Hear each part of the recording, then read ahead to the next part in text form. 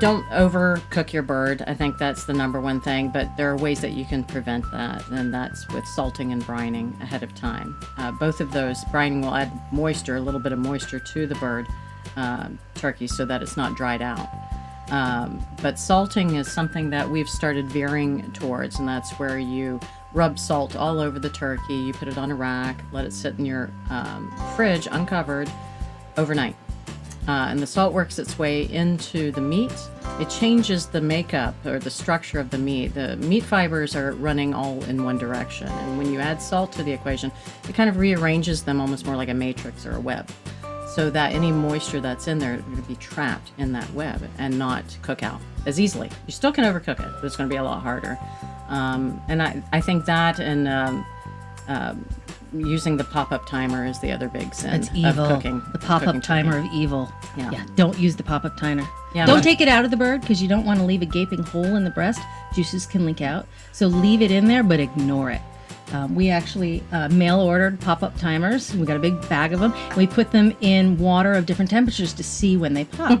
They pop when the turkey reached over 180 degrees. And if you do that and the turkey's still in the oven and you pull it out, remember there's carryover cooking. So you take the turkey out as it sits on the counter. It's still hot. It's still cooking even though it's not in the oven. So that turkey's going to be well over 200 degrees, which is bone dry. Ideal temperature for turkey breast meat is 160 to 165.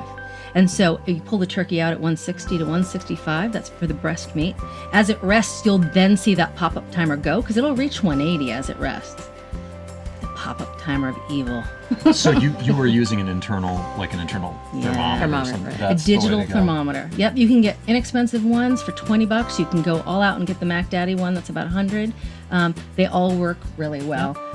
You just, temp it in a couple places. Because I think people take one temperature and they kind of go with it. Really poke it in a couple places. Go with the lowest temperature as your gauge.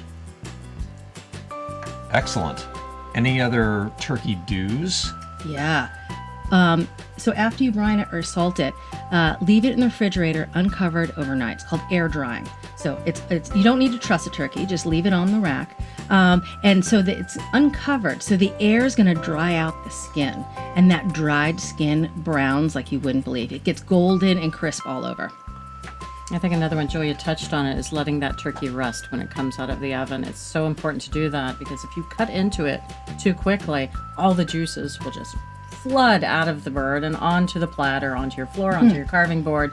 They're not inside the turkey where they belong. Yeah. So let it rest. Yeah. And one more tip: carve it in the kitchen. Don't do the Norman Rockwell Norman Rockwell scene at the table where you're trying to carve it. It's just a mess. I mean, the thing is an unusual shape. You got upside, downside, dark meat, white meat. Right. If people want to see it, they can walk through the kitchen, admire the golden turkey, but then take it back to the kitchen, close the doors, carve it, put a big old smock on, carve it because it's juicy and messy, slice it up, lay it on a beautiful platter, a warm platter, and bring the platter to the table.